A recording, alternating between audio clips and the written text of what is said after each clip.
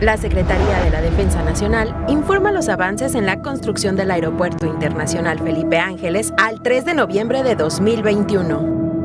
En la Torre de Control y Servicios de Extinción de Incendios se continúa con la programación del elevador secundario, así como la instalación de cancelerías en la Torre de Control.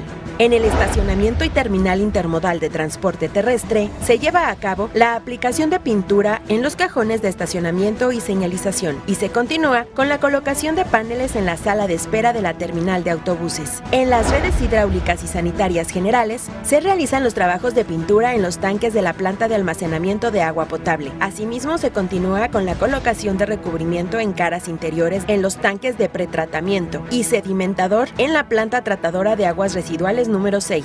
En la terminal de combustibles y red de distribución se colocan las bombas descargaderas de autotanques, los paneles en el acceso monumental y los letreros en los edificios de la enfermería, laboratorio y centro de monitoreo.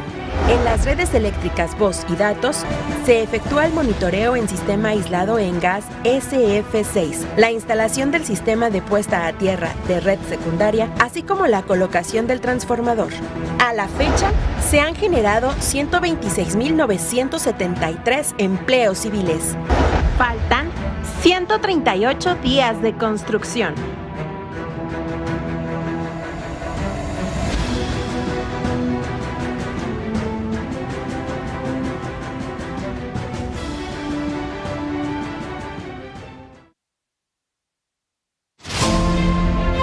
Es 29 de octubre y ya tenemos todo listo, nos hemos preparado para descargar los módulos de las plantas químicas que ya están llegando. Hoy recibimos de Estados Unidos un módulo de la planta de tratamiento de gases. Ve el reporte esta semana. La planeación en la construcción de la refinería inició con la procura temprana. Es por eso que como resultado ya empiezan a llegar vía marítima y terrestre provenientes de diferentes partes del mundo y del interior de la República los equipos y módulos de las plantas químicas al sitio de la refinería Olmeca en Paraíso, Tabasco. Esta semana arribó al puerto de Dos Bocas la embarcación Challenger, proveniente de Estados Unidos con los módulos Merichem, que integrarán la planta de gases, con la función de remover el azufre del gas. De igual manera, en el paquete 1 se recibieron transformadores para las subestaciones de las plantas combinada y coquizadora. Al mismo tiempo, se traslada desde Guadalajara, Jalisco, un reactor hidrogenerador de la planta hidrotratadora de naftas. En los paquetes 2 y 3 de la compañía Samsung se avanza en la colocación de diversos equipos en las plantas hidrotratadora de diésel, gasóleos, naftas y la planta reformadora. En el paquete 4, a cargo de Techin, se avanza en las cimentaciones superficiales de la base de hornos, tanques y cuartos de operaciones de cogeneración y en la construcción de las fosas de tratamiento de efluentes. Los racks de estructuras de acero se reportan al 95% de instalación y se inicia con la colocación de charolas y tuberías. Continúa el armado de las torres de enfriamiento.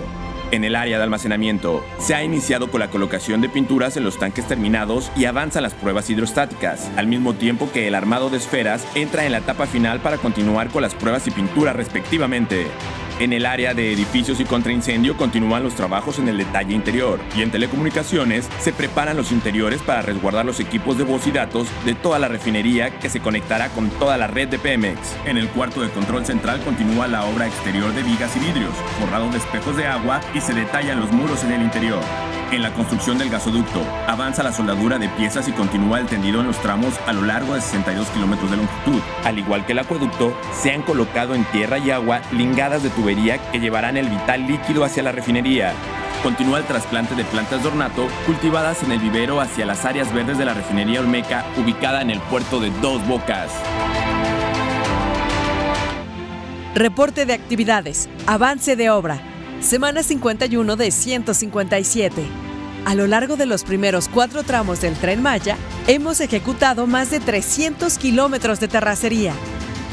En el tramo 1 en Tenosique, progresamos con la construcción de prefabricados, como el armado y soldado de la estructura de acero de las traves y prelosetas, la cual se ejecuta previa al colado de las mismas.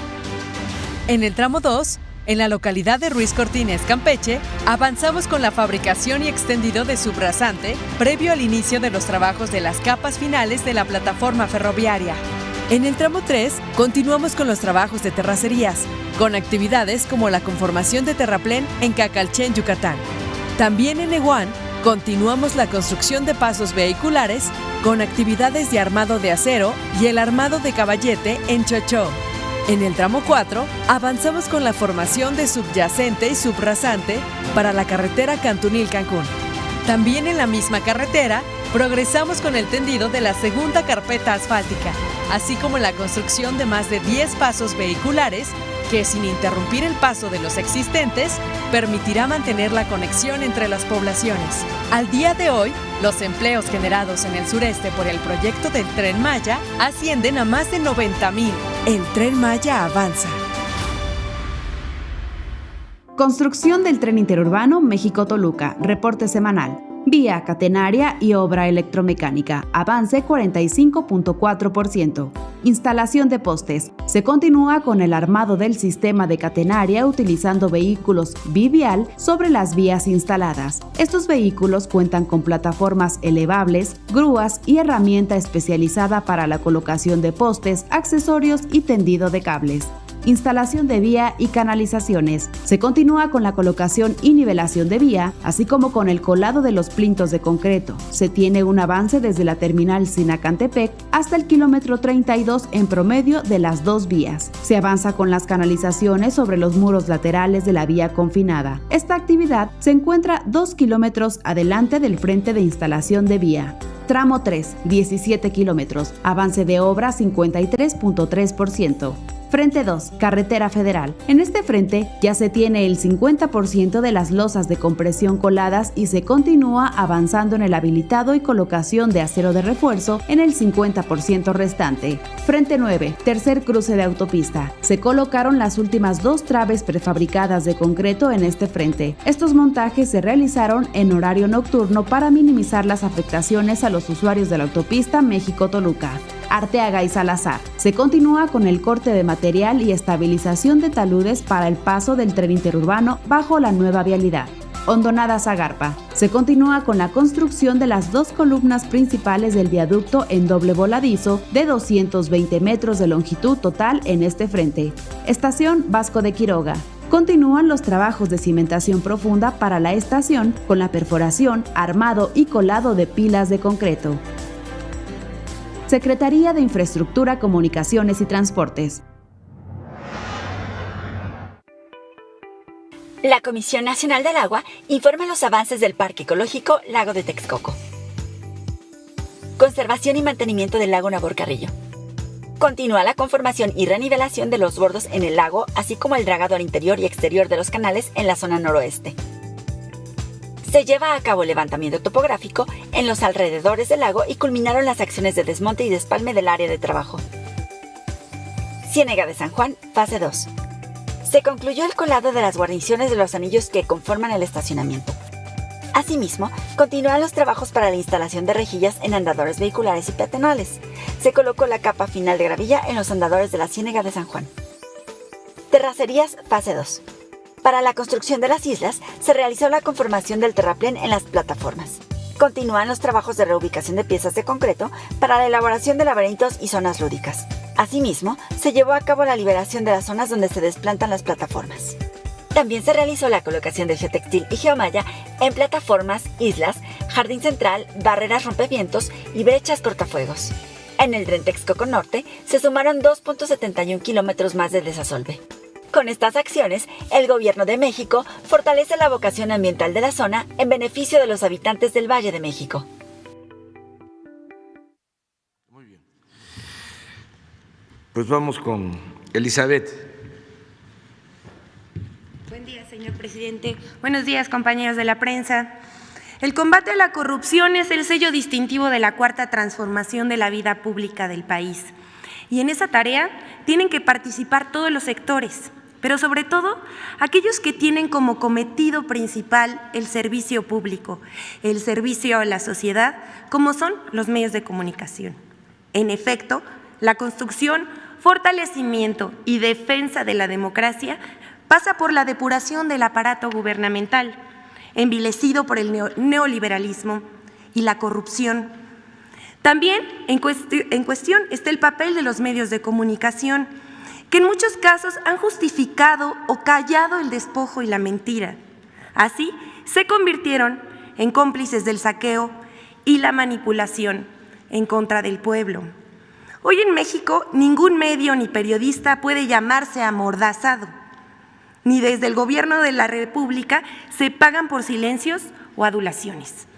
La prueba más clara de la libertad de expresión, de la libertad de prensa, de la libertad que gozan y ejercen los medios, son los diarios ataques, muchas veces plagados de diatribas en infundios en contra del presidente de la República, sin que haya otra respuesta que el argumento veraz, la exposición de motivos clara sobre los proyectos y la exposición de mentiras en que incurren un día sí y el otro también. Así que va nuestra humilde contribución en este proceso. Iniciamos nuestra sección. Mentiras para cambiar percepciones sobre la economía y el Aeropuerto Internacional Felipe Ángeles. Los días 27 y 28 de octubre, diversos medios de comunicación publicaron que las acciones de la Bolsa Mexicana de Valores de la compañía Volaris habrían caído tras el anuncio de que volaría del Aeropuerto Internacional Felipe Ángeles hacia Tijuana, Baja California y a Cancún. Entre los principales medios que publicaron esa información fue El Universal, Milenio, MBS Noticias, Reporte Índigo, Eje Central, Latinos, El Economista. Consignaron que Volaris habría perdido 6.41% en la Bolsa Mexicana de Valores. Esta información no es verdad. Desde el pasado 22 de octubre, las acciones de la aerolínea sufrieron bajas. Sin embargo, no solo en el caso de Volaris, sino de otras empresas de aerolíneas internacionales como American Airlines, Delta Airlines y Southwest. También tuvieron tendencias a la baja en la Bolsa Mexicana de Valores. Las razones de este decremento son el riesgo por rebrote de la variante Delta Plus del COVID-19. El 29 de octubre, diversos medios de comunicación y periodistas difundieron información falsa de que cayeron las acciones de la aerolínea Volaris, tras anunciar que iniciaría operaciones en el Aeropuerto Internacional Felipe Ángeles. Los datos fueron utilizados de manera engañosa por la coincidencia entre el anuncio de Volaris de que operaría en el Aeropuerto Felipe Ángeles y la tendencia de la industria por COVID-19. El director general de Volaris, Enrique Beltranena, desmintió la información y detalló que después de un amplio análisis concluyó que será viable y más barato volar por el Aeropuerto Felipe Ángeles. Pero como siguen enojados con lo del aeropuerto, por eso inventan medios y periodistas. La siguiente, el colmo de las fake news. No es falso, pero no es verdadero. De cómo inventar un índice y darle difusión hasta que se crea que es verdad. Aquí les contaremos cómo una organización de Estados Unidos coloca a México como uno de los países más corruptos y cómo la difusión de esta calificación se usó para atacar al gobierno de Andrés Manuel López Obrador. Fue toda una operación.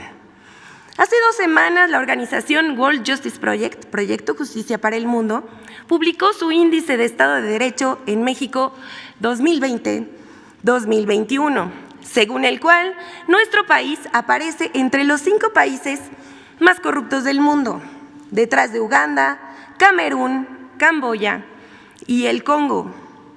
El informe coloca a México en el lugar 135 de 139 países evaluados.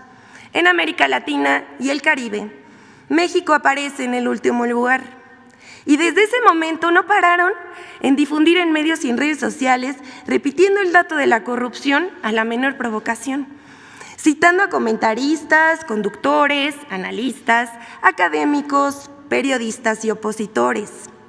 Pero ¿de dónde salió este índice multicitado? ¿Cómo se elaboró y quién lo financió?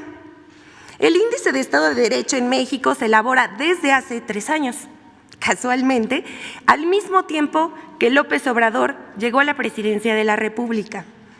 En 2018, el World Justice Project evaluó a 133 países y colocó a México en el lugar 92. Un año después, en 2019, la organización evaluó a 126 países y colocó a México en el lugar 99. Y en 2020 pasó al lugar 113 de 139 en el índice general. Primero comentamos el dato más escandaloso. México cayó 9 lugares. Al respecto, los lugares de México han variado porque cada año se incorporan nuevos países al estudio. Para 2020, el World Justice Project incluyó 13 países nuevos, casi los mismos lugares que México se movió en la lista. Así que ese dato tan celebrado no es digno de ser tomado en cuenta.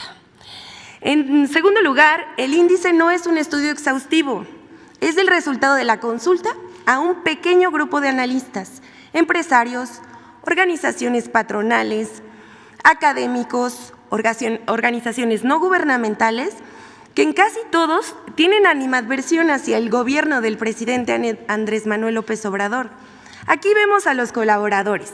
Por ejemplo, hay gente de Coparmex, Transparencia Mexicana, el IMCO, México Evalúa, la Universidad Anáhuac, la Escuela Libre de Derecho, Cinépolis y Proyecto México Posible, entre otros. Entre los especialistas que ayudaron para la conceptualización y elaboración del índice del Estado de Derecho en México, pueden observarse a personajes como Edna Jaime, de México Evalúa, Juan Pardinas, del IMCO y director del periódico Reforma, y Ana Laura Magaloni, del CIDE. El índice de Estado de Derecho en México es patrocinado por el World Justice Project, organización estadounidense fundada en 2006 por el abogado y empresario William Holrick, que durante casi 25 años fue el principal asesor legal de la compañía Microsoft en diversas polémicas mundiales. La World Justice Project, que tiene oficinas en Washington, Seattle, Singapur y México, se presenta como una organización sin fines de lucro y cuenta con el apoyo de 21 aliados estratégicos. En México, la World Justice Project apoya a diferentes organizaciones como México Evalúa, Causa en Común, la Red Quinte Poder, incluso a instituciones como el Tribunal Electoral del Poder Judicial de la Federación. Así, el estudio de opinión, que coloca a México como uno de los 5 países más corruptos, está financiado por una organización estadounidense y los especialistas consultados son esencialmente opositores del gobierno.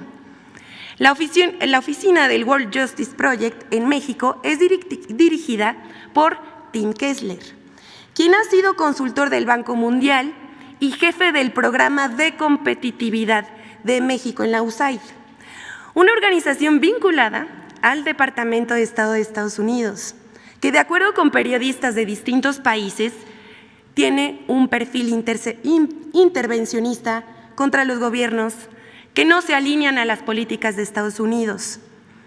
De acuerdo con testimonios de personas que han trabajado en la World Justice Project, en esta organización, lejos de estudios económicos y sociales imparciales, se llevan a cabo productos informativos, montajes y producciones para hacer ensombrecer al gobierno que encabeza López Obrador.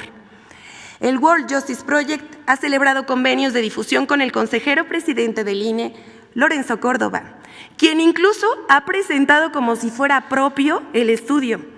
El índice del Estado de Derecho, World Justice Project, también tiene acuerdos con gobernadores opositores como Diego Sinue Rodríguez de Guanajuato. Mediante una compleja red de colaboraciones con diferentes personajes de la vida pública, el World Justice Project ha logrado abrir espacios para encabezar foros, conversatorios y mesas de análisis para difundir la idea de que México es un Estado fallido. Al observar el directorio del World Justice Project en México, se puede constatar que sus principales investigadores no son reporteros, periodistas ni académicos destacados, sino productores y directores de cine. El abogado del ITAM, Roberto Hernández, director del documental Presunto Culpable, es el investigador senior de la World Justice Project y representando a la organización estadounidense suele ofrecer conferencias al lado del empresario Gustavo de Hoyos, expresidente de la Coparmex, para difundir el trabajo de esta asociación. Isa Guerra, directora de producción de la World Justice Project, carece de experiencia en temas de corrupción, rendición de cuentas, pero por otra parte ha sido destacada productora en películas y series taquilleras como Cantinflas, Club de Cuervos y No Manches Frida. Como puede constatarse, detrás del Índice del Estado de Derecho en México 2021 están organizaciones y personajes que militan contra López Obrador. Quienes han difundido este informe son medios y periodistas y políticos como Claudio X González, Felipe Calderón, entre otros. Les vamos a dejar aquí las notas y los tweets que difundieron. Este índice, así se construyen los golpes mediáticos contra el gobierno de la 4T, con la idea de manchar poco a poco el prestigio del gobierno con información falsa. Pero ya la gente no se deja llevar por esas informaciones. Hasta aquí la sección de hoy. Muchas gracias.